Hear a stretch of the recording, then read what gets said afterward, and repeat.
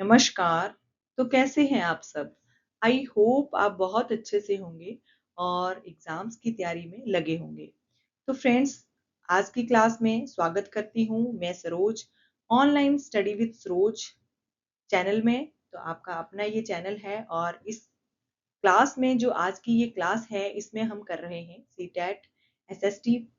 जो सीटेट का paper number 2 है, जिसमें एसएसटी का जो पार्ट आता है, उसकी हम तैयारी कर रहे हैं इस क्लास के ज़रिए। और ये 2025 सीटेट की तैयारी है, जो कि पेपर नंबर 2 में जो एसएसटी वाला पार्ट आता है, लगभग 60 क्वेश्चंस जो आते हैं, उनसे रिलेटेड जो मैक्सिमम इम्पोर्टेंट क्वेश्चंस जो रहते हैं, उनको लेकर मैं आपके सामने आई हूँ। तो ये सामाजिक विज्ञान से रिलेटेड 50 क्वेश्चंस आंसर रहेंगे।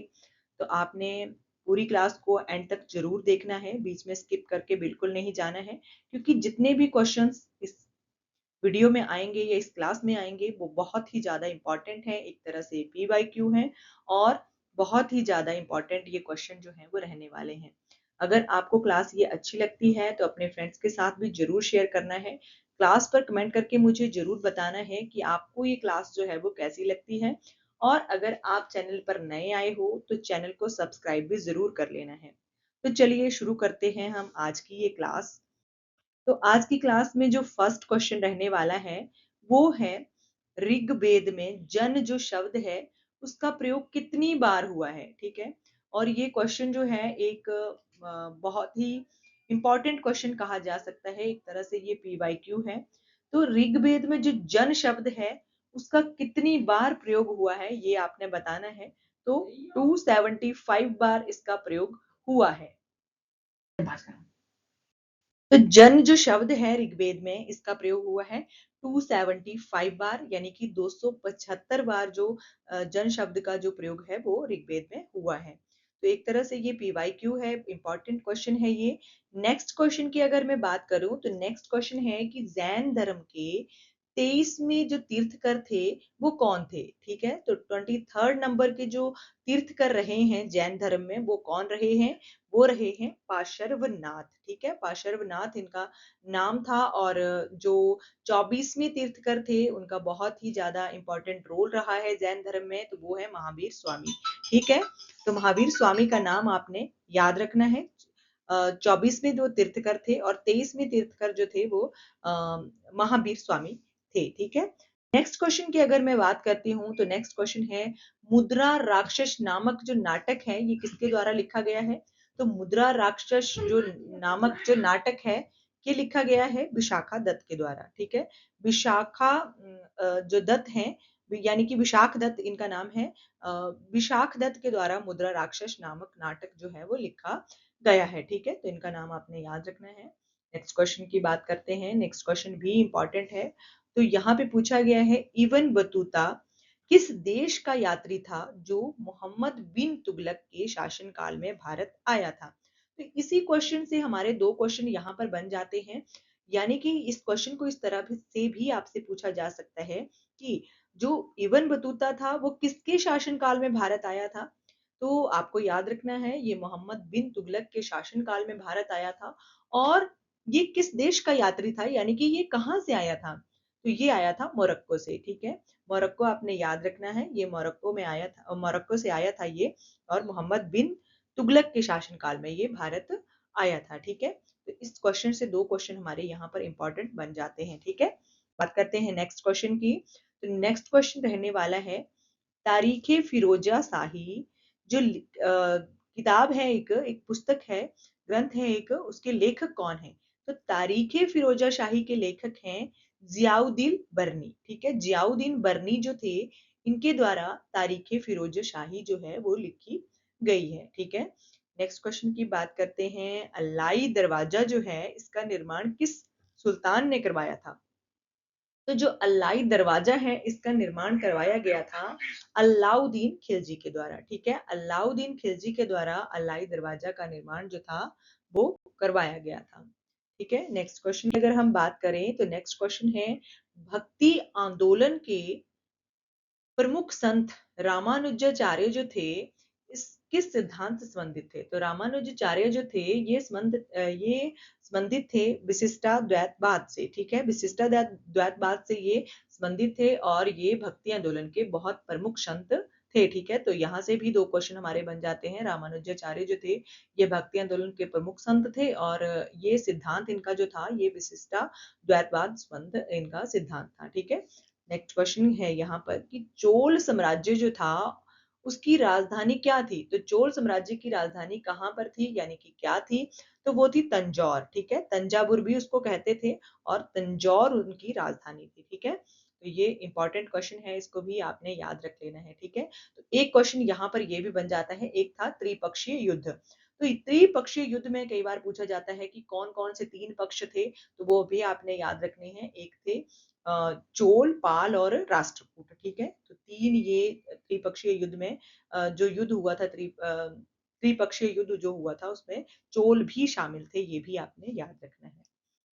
नेक्स्ट क्वेश्चन आता है कि हल्दी घाटी का युद्ध कब लड़ा गया था? तो हल्दी घाटी का जो युद्ध था, ये लड़ा गया था 1576 में, ठीक है? 1576 ईस्वी में ये युद्ध जो था, हल्दी घाटी का युद्ध जो था, ये लड़ा गया था, ठीक है? नेक्स्ट क्वेश्चन है तुझके बावरी किस भाषा में लिखी गई थी?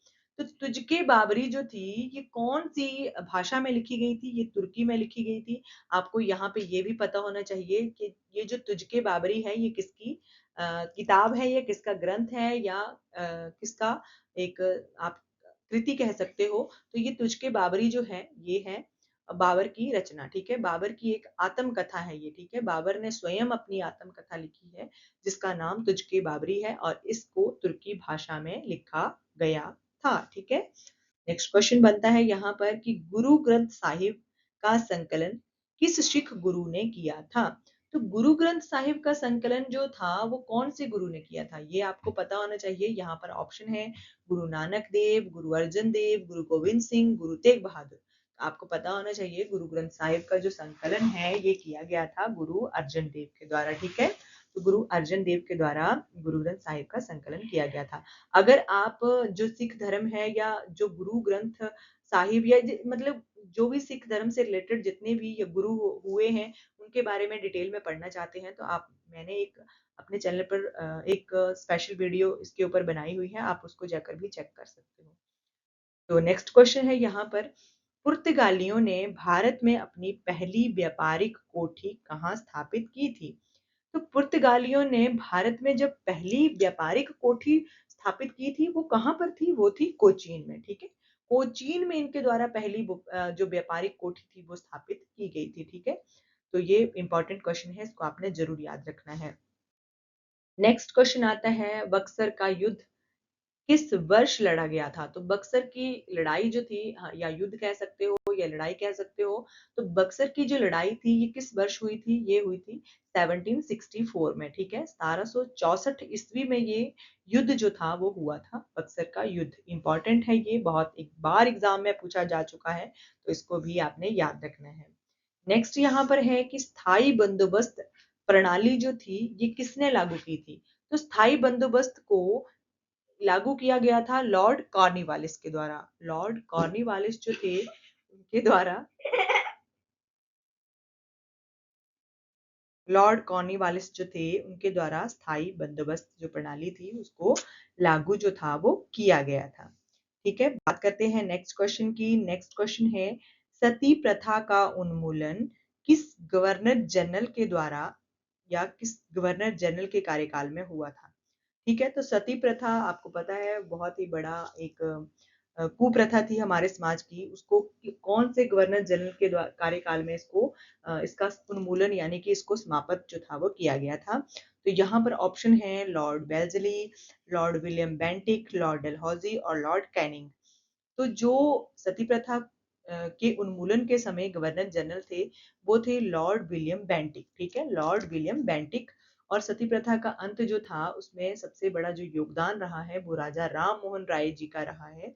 तो राजा राम मोहन राय जी के कहने पर ही यानी कि उनके कोशिशों के बाद ही governor general Lord William Bentinck के कार्यकाल में सती प्रथा का उन्मूलन यानी कि उसका अंत जो था वो हुआ था, ठीक है? नेक्स्ट क्वेश्चन यहाँ पर है आर्य समाज की स्थापना किसने की थी? आर्य समाज की स्थापना जो थी वो की गई थी स्वामी दयानंद सरस्वती जी के द्वारा। ठीक है, स्वामी दयानंद सरस्वती जी के द्वारा आर्य समाज की स्थापना जो थी वो की गई थी। ठीक है, बात करते हैं नेक्स्ट क्वेश्चन की। तो नेक्स्ट क्वेश्चन है यहाँ पर यंग बंगाल आंदोलन जो था इसके संस्थापक कौन थे? तो यंग भंग भी कहते हैं यहाँ पर बंगाल पूरा लिखा हुआ है। वैसे यंग भंग आंदोलन भी कहते हैं। तो यंग बंगाल आंदोलन जो था इसके संस्थापक थे हेनरी विवियन डेरोजियो। ठीक है, हेनरी विवियन डेरोजियो के द्वारा यंग बंगाल आंदोलन जो था वो उसकी स्थापना जो थी वो की गई थी। ठीक है, नेक्स्ट क्वेश्चन है भारत छोड़ो आंदोलन किस वर्ष शुरू हुआ था? ये तो बहुत ही ज्यादा इंपॉर्टेंट क्वेश्चन है और बहुत ज्यादा कंफ्यूजन भी क्रिएट करता है। मैक्सिमम एग्जाम में बहुत बार आ चुका है ये क्वेश्चन। भारत छोड़ो आंदोलन जो था ये किस वर्ष शुरू हुआ था? ये हो गया था 1942 में। ठीक है, 1942 में ये शुरू हो गया था भारत छोड़ो आंदोलन। ठीक है, नेक्स्ट क्वेश्चन की हम बात करते हैं, ये है फॉरवर्ड ब्लॉक की स्थापना जो थी ये किसने की थी? तो फॉरवर्ड ब्लॉक की स्थापना की गई थी सुभाष चंद्र बोस जी के द्वारा। ठीक है, सुभाष चंद्र बोस जी के द्वारा फॉरवर्ड ब्लॉक की स्थापना जो थी वो की गई थी।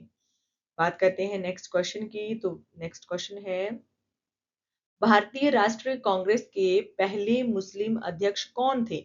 तो भारतीय राष्ट्रीय कांग्रेस के जो पहले मुस्लिम अध्यक्ष बने थे वो थे बराउद्दीन तैवजी। ठीक है, बराउद्दीन तैवजी। ठीक है, इनका नाम आपने याद रखना है। ये पहले मुस्लिम अध्यक्ष बने थे भारतीय राष्ट्रीय कांग्रेस के। ठीक है, नेक्स्ट क्वेश्चन की अगर हम बात करें तो नेक्स्ट क्वेश्चन है पृथ्वी के आंतरिक भाग में जो निफे है इसका प्रतिनिधित्व करता है। तो किसका प्रतिनिधित्व करता है? यहाँ पर पूछा गया है निकल और फेरस यानी कि लोहे का, निकल और फ्लूओरिन और नाइट्रोजन और फेरस, सोडियम और फेरस। तो ये जो निधित्व करता है, जो आंतरिक भाग में निफे रहता है वो करता है निकेल और फेरस का यानी कि लोहे का। ठीक है, निकेल और लोहे का ये प्रतिनिधित्व करता है निफे। ठीक है, ये आपने याद रखना है। नेक्स्ट क्वेश्चन है यहाँ पर कि ज्वालामुखी से निकलने वाली प्रचुर गैस कौन सी है? तो ज्वालामुखी से जो सबसे ज्यादा गैस निकलती है, जो पूरी प्रचुर मात्रा में निकलती है गैस, वो कौन सी होती है? तो ज्वालामुखी से निकलने वाली गैस होती है जलवाष्प। ठीक है, कार्बन डाइऑक्साइड, सल्फर डाइऑक्साइड थी, जलवाष्प थी और नाइट्रोजन। तो जो सबसे प्रचुर मात्रा में निकलती है वो है जलवाष्प। ठीक है, ज्वालामुखी से जलवाष्प के रूप में सबसे ज्यादा जो गैस है वो निकलती है। ठीक है, नेक्स्ट क्वेश्चन है कि पवन द्वारा निर्मित स्थलाकृति को क्या कहते हैं? तो पवन द्वारा निर्मित जो स्थलाकृति होती है उसको हम मोरेन, लोएस, डेल्टा या वी आकार की घाटी, तो क्या कहते हैं पवन द्वारा निर्मित स्थलाकृति को? उसको कहते हैं लोएस। ठीक है, लोएस उसको हम कहते हैं। नेक्स्ट क्वेश्चन है अंतरराष्ट्रीय तिथि रेखा किस देशांतर पर स्थित है? तो अंतरराष्ट्रीय तिथि रेखा जो है वो है 180 डिग्री पर स्थित। ठीक है, तो ये 180 डिग्री के देशांतर पर स्थित है। तो ये इंपॉर्टेंट क्वेश्चन है, इसको आपने याद जरूर रख लेना है। नेक्स्ट क्वेश्चन आता है कि सूर्य ग्रहण कब होता है? तो सूर्य ग्रहण कब होता है? सूर्य ग्रहण जब चंद्रमा, पृथ्वी और सूर्य के बीच आता है। तो जो चंद्रमा है जो वो पृथ्वी और सूर्य के बीच आ जाता है तो उस टाइम जो है वो सूर्य ग्रहण जो है वो हो जाता है। ठीक है, तो ये आपने याद रखना है, पृथ्वी और सूर्य के बीच में चंद्रमा आ जाने के कारण ही सूर्य ग्रहण जो है वो लगता है। ठीक है, नेक्स्ट क्वेश्चन है कि वायुमंडल में सबसे अधिक मात्रा में कौन सी गैस पाई जाती है? तो आपको पता होना चाहिए जो सबसे ज्यादा मात्रा में गैस पाई जाती है वो है नाइट्रोजन। ठीक है, नाइट्रोजन गैस की मात्रा है वायुमंडल में 78%। ठीक है, 78% जो है वो नाइट्रोजन पाई जाती है, 21% जो है वो ऑक्सीजन पाई जाती है और बाकी जो कार्बन डाइऑक्साइड है और ऑर्गन गैस है ये सभी जो है ये बहुत ही कम मात्रा में वायुमंडल में पाई जाती है। ठीक है, बात करते हैं नेक्स्ट क्वेश्चन की। तो नेक्स्ट क्वेश्चन है एल नीनो किस महासागर में उत्पन्न होने वाली एक गर्म समुद्री धारा है? तो एल नीनो जो है ये प्रशांत महासागर में उत्पन्न होने वाली एक गर्म समुद्री धारा है। ठीक है, तो ये प्रशांत महासागर में उत्पन्न होती है एल नीनो। ठीक है, इसका आपने जरूर याद रखना है। एल नीनो जो है प्रशांत महासागर में उत्पन्न होने वाली और ये एक गर्म समुद्री धारा है। ठीक है, आगे नेक्स्ट क्वेश्चन है टाइफन जो है ये इस नाम का जो चक्रवात है ये किस क्षेत्र में आते हैं, ठीक है। टाइफन नामक चक्रवात जो है ये किस क्षेत्र में आते हैं, तो ये आते हैं पश्चिमी प्रशांत महासागर और चीन सागर से, ठीक है। पश्चिमी प्रशांत महासागर और चीन सागर आपने याद रखना है, वहां पर टाइफन नामक चक्रवात जो है ये आते हैं, ठीक है। नेक्स्ट क्वेश्चन है कि भूस्खलन का मुख्य कारण क्या है। तो भूस्खलन जो है ये इसका मुख्य कारण है भूकंप, भारी वर्षा, वनों की कटाई, ठीक है। तो ये तीनों ही इसके कारण है, ठीक है। भूकंप भी, भारी वर्षा भी और वनों की कटाई भी, ये तीनों ही भूस्खलन के कारण माने जा सकते हैं, ठीक है। नेक्स्ट क्वेश्चन है कि पृथ्वी पर सबसे गहरा जो महासागरीय ग्रत है ये कौन सा है। इंपॉर्टेंट क्वेश्चन है, बहुत ज्यादा इंपॉर्टेंट है ये क्वेश्चन। एक तरह से ये PYQ है, तो बहुत बार एग्जाम में ये क्वेश्चन पूछा जा चुका है कि पृथ्वी पर सबसे गहरा जो महासागरीय ग्रत है ये कहाँ पर है। तो इसका नाम है मेरियाना ग्रत, ठीक है। मेरियाना ग्रत इसको कहा जाता है, इसका नाम है ये, और ये पृथ्वी पर सबसे गहरा महासागरीय ग्रत है, ठीक है। नेक्स्ट क्वेश्चन है कि भारत में खारे पानी की सबसे बड़ी झील कौन सी है। तो खारे पानी की भारत में जो झील सबसे बड़ी है वो है चिल्का झील, ठीक है। चिल्का झील जो है ये भारत के अंदर सबसे बड़ी खारे पानी की झील जो है वो कही जा सकती है, ठीक है। तो आपने नाम इसका याद रखना है। नेक्स्ट क्वेश्चन आता है कि भाखड़ा नांगल परियोजना जो है ये किस नदी पर बनी हुई है। तो भाखड़ा नांगल जो परियोजना है ये बनी है सतलुज नदी के ऊपर। तो हिमाचल की ये सबसे बड़ी नदी कही जाती है सतलुज नदी, जो कि हिमाचल में 320 किलोमीटर का सफर जो है वो तय करती है। तो इस नदी के, सतलुज नदी के ऊपर ही भाखड़ा नांगल परियोजना जो है वो बनी हुई है, ठीक है। तो ये आपने याद रखना है। नेक्स्ट क्वेश्चन आता है यहाँ पर कि भारत की सबसे लंबी तटरेखा वाला राज्य कौन सा है। तो भारत की सबसे लंबी तटरेखा वाला जो राज्य है वो है गुजरात, ठीक है। महाराष्ट्र, गुजरात, तमिलनाडु, उत्तर प्रदेश, आंध्र प्रदेश, तो इन सभी में जो सबसे लंबी तटरेखा वाला राज्य है वो है गुजरात, ठीक है। गुजरात जो है ये भारत का सबसे लंबी तटरेखा वाला राज्य है, ठीक है। इसका नाम आपने याद रखना है। नेक्स्ट क्वेश्चन आता है कि अंडमान और निकोबार द्वीप समूह की राजधानी क्या है। तो अंडमान निकोबार द्वीप समूह की राजधानी जो है ये है पोर्ट ब्लेयर, ठीक है। पोर्ट ब्लेयर जो है ये अंडमान निकोबार की द्वीप समूह की राजधानी है, ठीक है। नेक्स्ट क्वेश्चन है कि भारत में श्वेत क्रांति के जनक के रूप में किसको जाना जाता है। तो श्वेत क्रांति जो थी इसके जनक किसको कहा जाता है, इसको कहा जाता है वर्गीज कुरियन को। वर्गीज कुरियन को श्वेत क्रांति का जनक जो है ये कहा जाता है। वर्गीज कुरियन जो है ये भारत में श्वेत क्रांति के जनक के रूप में जाने जाते हैं, ठीक है। तो श्वेत क्रांति किससे रिलेटेड है, ये दूध क्रांति से रिलेटेड है, ठीक है। तो दूध क्रांति या श्वेत क्रांति इसको कहा जाता है। वर्गीज कुरियन इसके संस्थापक जो है या जनक जो है वो कहे जाते हैं, ठीक है। नेक्स्ट क्वेश्चन की अगर हम बात करें तो नेक्स्ट क्वेश्चन है भारतीय संविधान में समवर्ती सूची का विचार किस देश के संविधान से लिया गया है। तो आपको पता है भारत के संविधान में किसी ना किसी देश से कुछ ना कुछ जो है वो लिया ही गया हुआ है। तो जो समवर्ती सूची का विचार है ये कौन से देश से संविधान से लिया गया है, तो ये लिया गया है ऑस्ट्रेलिया से, ठीक है। ऑस्ट्रेलिया के संविधान से समवर्ती सूची का विचार जो है वो भारतीय संविधान में लिया गया है, ठीक है। नेक्स्ट क्वेश्चन है कि भारतीय संविधान का कौन सा अनुच्छेद जो है ये अस्पृश्यता के उन्मूलन से संबंधित है, यानी कि छुआछूत का अंत जो है ये कौन से अनुच्छेद में कहा गया है। तो ये है अनुच्छेद 17, ठीक है। आर्टिकल 17 में कहा गया है कि किसी भी तरह का भेदभाव या किसी भी तरह की छुआछूत जो है उसका अंत किया जाता है, ठीक है। आर्टिकल 17 आपने याद रखना है। नेक्स्ट क्वेश्चन है सूचना का अधिकार किस प्रकार का अधिकार है। तो सूचना का अधिकार जो है ये एक प्रकार का कानूनी अधिकार है, ठीक है। एक तरह प्रकार का ये कानूनी अधिकार है, ठीक है। नेक्स्ट क्वेश्चन है कि भारत के पहले मुख्य चुनाव आयुक्त कौन थे। तो भारत के पहले मुख्य चुनाव आयुक्त जो थे वो थे सुकुमार सेन, ठीक है। सुकुमार सेन जो थे ये भारत के पहले चुनाव आयुक्त थे, ठीक है। नेक्स्ट क्वेश्चन है कि भारतीय संविधान के किस अनुच्छेद में ग्राम पंचायतों का गठन का प्रावधान है। तो भारतीय संविधान के अनुच्छेद 40 में जो है ग्राम पंचायतों के गठन का प्रावधान है, ठीक है? तो ये आपने ज़रूर याद रखना है, ग्राम पंचायतों का जो गठन है ये अनुच्छेद 40 में कहा गया है, ठीक है? नेक्स्ट क्वेश्चन है कि लोकसभा का सदस्य बनने के लिए न्यूनतम आयु क्या होनी चाहिए? तो लोकसभा का सदस्य बनने के लिए जो न्यूनतम आयु है वो है 25 वर्ष, ठीक है? यानी कि 25 वर्ष जो है ये लोकसभा का सदस्य बनने की मिनिमम एज कही जा सकती है। नेक्स्ट क्वेश्चन है भारत में उच्च न्यायालयों की कुल संख्या कितनी है? तो भारत में जो सुप्रीम कोर्ट हैं ये कितने हैं? ये हैं 25, ठीक है? 25 इनकी जो एक तरह से संख्या आप कह सकते हो वो है, ठीक है? उच्च न्यायालयों की संख्या 25 है, ठीक है? नेक्स्ट क्वेश्चन है कि भारतीय संविधान में संशोधन की प्रक्रिया किस अनुच्छेद में दी गई है? तो संशोधन की प्रक्रिया जो है ये 368 में दी गई है। आर्टिकल 368 जो है ये संशोधन, ठीक है, अमेंडमेंट से रिलेटेड है, ठीक है?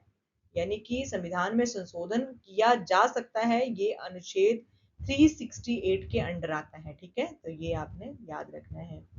ये नेक्स्ट क्वेश्चन है राष्ट्रीय मानवाधिकार आयोग की स्थापना जो थी ये कब की गई हुई थी या कब की गई थी? राष्ट्रीय मानवाधिकार आयोग जो था है उसकी स्थापना 1993 में की गई थी, यानी कि 1993 में इसकी स्थापना जो थी वो की गई थी, ठीक है? नेक्स्ट क्वेश्चन की अगर हम बात करें तो नेक्स्ट क्वेश्चन है उपभोक्ता संरक्षण अधिनियम भारत में कब पारित किया गया था? तो उपभोक्ता संरक्षण अधिनियम जो है ये भारत में पारित किया गया था 1986 में, ठीक है? 1986 में उपभोक्ता संरक्षण अधिनियम जो था ये पारित किया गया था। नेक्स्ट क्वेश्चन आता है सामाजिक विज्ञान शिक्षण के क्षेत्र में क्षेत्र भ्रमण जो है उसका क्या महत्व होता है? तो सामाजिक विज्ञान में शिक्षण में जो क्षेत्र भ्रमण है वो उसका क्या महत्व होता है? यानी कि फील्ड ट्रिप का क्या मतलब होता है? तो फील्ड ट्रिप का मतलब होता है ये छात्रों को वास्तविक दुनिया से जोड़ता है और प्रत्यक्ष अनुभव प्रदान करता है, जिसको हम एजुकेशनल ट्रिप भी कहते हैं या फील्ड ट्रिप भी कहते हैं। तो ये बच्चों के लिए क्यों ऑर्गेनाइज किया जाता है?